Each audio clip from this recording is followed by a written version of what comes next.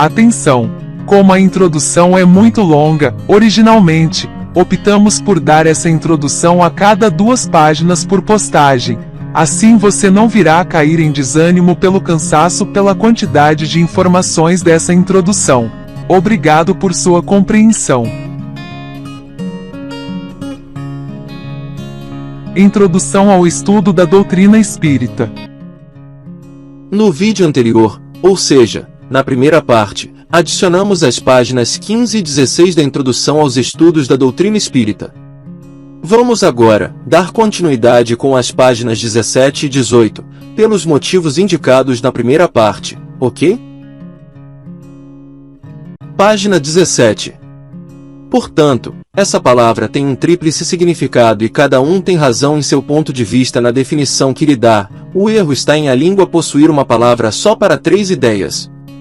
Para evitar todo equívoco, seria necessário restringir a acepção do vocábulo alma a uma daquelas ideias. A escolha é indiferente, a questão toda é se entender, é um caso de convenção. Julgamos mais lógico tomá-lo na sua acepção mais comum, por isso chamamos alma o ser imaterial e individual que reside em nós e que sobrevive ao corpo. Mesmo que esse ser não existisse, e não passasse de um produto da imaginação, ainda assim seria preciso um termo para designá-lo. Na ausência de um vocábulo especial para cada uma das outras 2 ideias, nós designamos princípio vital, o princípio da vida material e orgânica, qualquer que seja sua origem, e que é comum a todos os seres vivos, desde as plantas até o homem. Já que a vida pode existir sem a faculdade de pensar, o princípio vital é uma coisa distinta e independente. A palavra vitalidade não daria a mesma ideia. Para uns, o princípio vital é uma propriedade da matéria, um efeito que se produz quando a matéria se encontra em certas circunstâncias. Segundo outros, esta é a ideia mais comum, ele reside em um fluido especial, universalmente espalhado e do qual cada ser absorve e assimila uma parcela durante a vida, tal como vemos os corpos inertes absorverem a luz. Esse seria então o fluido vital que, na opinião de alguns, não seria outro que o fluido elétrico animalizado, assim designado pelos nomes de fluido magnético, fluido nervoso, etc. Seja como for, há um fato que ninguém poderia contestar, pois é um resultado da observação, é que os seres orgânicos têm em si uma força íntima que produz o fenômeno da vida, enquanto essa força exista. Que a vida material é comum a todos os seres orgânicos e que ela é independente da inteligência e do pensamento. Que a inteligência e o pensamento são faculdades próprias de certas espécies orgânicas. Enfim, que entre as espécies orgânicas dotadas de inteligência e de pensamento há uma dotada de um senso moral especial que lhe dá uma incontestável superioridade sobre as outras. Esta é a espécie humana. Página 18. Concebe-se que, com uma significação múltipla, a alma não exclui nem o materialismo nem o panteísmo. O próprio espiritualista pode bem entender a alma de acordo com uma ou outra das 2 primeiras definições, sem prejuízo do ser imaterial distinto ao qual dará então um nome qualquer. Assim, essa palavra não é a representante de uma única opinião, é um proteu, 2, que cada qual acomoda ao seu gosto, daí tantas disputas intermináveis. A confusão seria evitada, mesmo se usássemos a palavra alma nos 3 casos, desde que acrescentássemos a ela um qualificativo que especificasse o ponto de vista sob o qual a consideramos, ou a aplicação que fazemos dela.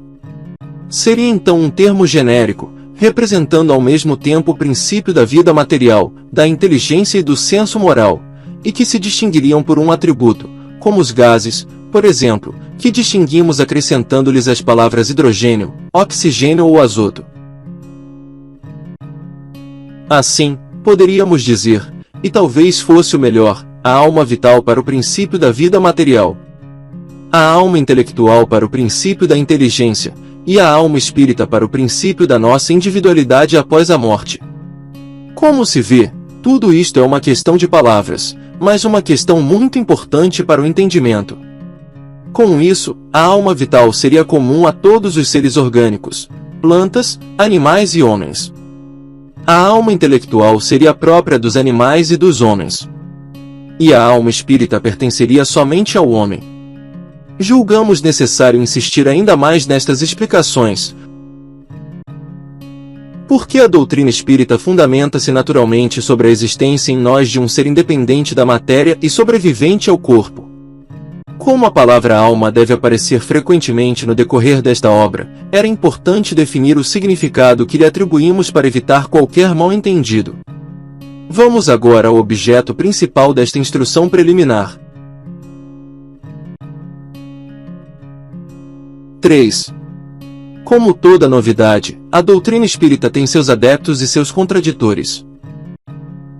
2. Alusão ao deus Proteu da mitologia grega, caracterizado pelo dom da metamorfose, pelo qual assume várias formas, representa o indivíduo que muda facilmente de opinião. N.T. Por enquanto, vamos parar por aqui. Na parte 3 daremos continuidade a esta introdução ao estudo da doutrina espírita. Dando continuidade às questões, respostas e comentários de Kardec, nesta segunda parte introduzimos as questões 11 a 16. Questão 11. Algum dia será permitido ao homem compreender o mistério da divindade? Resposta dos Espíritos. Quando seu espírito não estiver mais obscurecido pela matéria, por sua perfeição, estiver se aproximado de Deus, então ele o verá e o compreenderá. Comentário de Kardec. A inferioridade das capacidades do homem não lhe permite compreender a natureza íntima de Deus. Na infância da humanidade muitas vezes o homem o confunde com a criatura, da qual lhe atribui as imperfeições. Mas, à medida que o senso moral se desenvolve nele, seu pensamento penetra melhor no fundo das coisas e faz da divindade uma ideia mais justa e mais conforme com a boa razão, ainda que sempre incompleta. Questão 12. Já que não podemos compreender a natureza íntima de Deus, podemos ter uma ideia de algumas de suas perfeições? Resposta dos Espíritos. Sim, de algumas. O homem as compreende melhor na proporção em que se eleva acima da matéria, ele as vê pelo pensamento. Questão 13. Quando dizemos que Deus é eterno, infinito, imutável, imaterial, único, onipotente, soberanamente justo e bom, fazemos uma ideia completa de seus atributos. Resposta dos Espíritos. Do vosso ponto de vista, sim, porque vocês creem abranger tudo. Todavia, saibam que há coisas acima da inteligência do homem mais inteligente, e para as quais a vossa linguagem, limitada às vossas ideias e sensações, não tem expressões. Com efeito, a razão lhes diz que Deus deve ter essas perfeições no grau supremo, pois se ele tiver uma só de menos, ou que não fosse em um grau infinito, ele já não seria superior a tudo e, por conseguinte, não seria mais Deus. Para estar acima de todas as coisas, Deus não deve estar sujeito a qualquer vicissitude nem ter nenhuma das imperfeições que a imaginação possa conceber. Comentário de Kardec.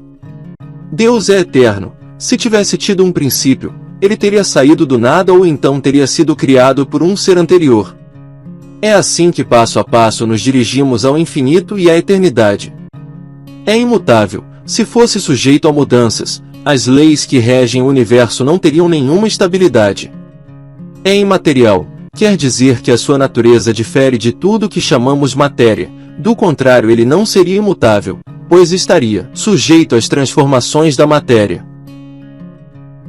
É único. Se houvesse muitos deuses, não haveria unidade de pensamento nem unidade de poder na ordenação do universo. É onipotente, porque é único. Se não tivesse a força soberana, haveria algo mais poderoso ou tão poderoso quanto ele, não teria feito todas as coisas e aquilo que ele não tivesse feito seria obra de outro Deus. É soberanamente justo e bom. A sabedoria providencial das leis divinas se revela tanto nas coisas mais pequeninas como nas maiores, e essa sabedoria não permite duvidar nem da sua justiça nem da sua bondade. Panteísmo. Questão 14. Deus é um ser distinto, Ou, segundo a opinião de alguns, seria o resultado de todas as forças e de todas as inteligências do universo reunidas? Resposta dos espíritos. Se fosse assim, Deus não existiria. Por que seria o efeito e não a causa? Ele não pode ser ao mesmo tempo uma e outra coisa. Deus existe, disso vocês não podem duvidar, isso é o essencial.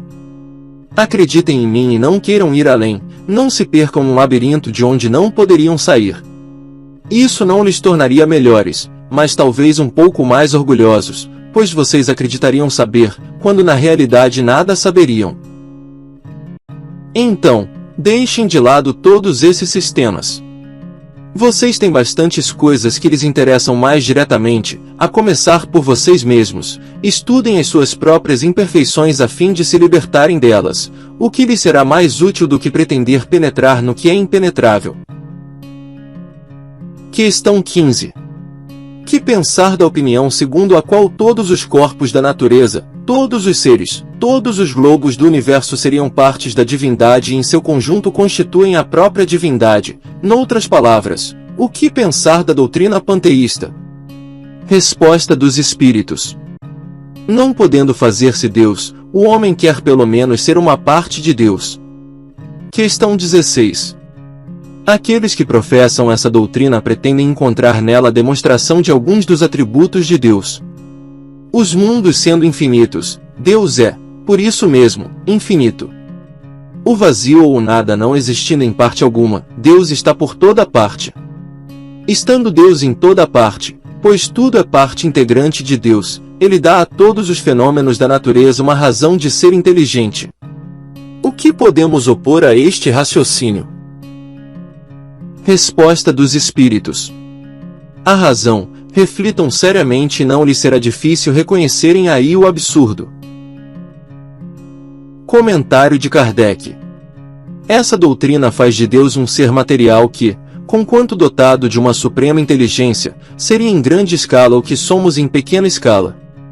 Ora, como a matéria se transforma constantemente, se Deus fosse assim, ele não teria nenhuma estabilidade. Ele estaria sujeito a todas as vicissitudes e até todas as necessidades da humanidade. Faltaria a ele uma das qualidades essenciais da divindade, a imutabilidade. As propriedades da matéria não podem se aliar à ideia de Deus sem o rebaixar ante nosso pensamento, e todas as sutilezas do sofisma não chegariam a resolver o problema da sua natureza íntima. Não sabemos tudo o que ele é, mas sabemos o que ele não pode deixar de ser, e essa teoria do panteísmo está em contradição com suas mais essenciais propriedades. Ela confunde o Criador com a criatura, exatamente como se quisessem que uma máquina engenhosa fosse parte integrante do mecânico que a concebeu. A inteligência de Deus se revela em suas obras como a de um pintor no seu quadro. No entanto, as obras de Deus não são o próprio Deus, assim como o quadro não é o pintor que o imaginou e o executou. Capítulo 2. Elementos gerais do universo. Conhecimento do princípio das coisas, espírito e matéria, propriedades da matéria, espaço universal, conhecimento do princípio das coisas. Comunico a quem estiver interessado por este tema, Espiritismo, acesse a descrição, aí abaixo, que lá existe um link da primeira parte do vídeo da primeira parte de O Livros dos Espíritos. Comunicado. Caso tenha interesse em receber gratuitamente o e-book de O Livro dos Espíritos completo, da 10ª edição, de onde o conteúdo desses vídeos são retirados, envie um e-mail para eloicad1947@gmail.com. Caso você goste do tema, deixe seu like, assine o canal e não se esqueça de ativar o sininho de notificações para mais vídeos desse tema tão abrangente. Um abraço fraterno, fique com Deus e até lá!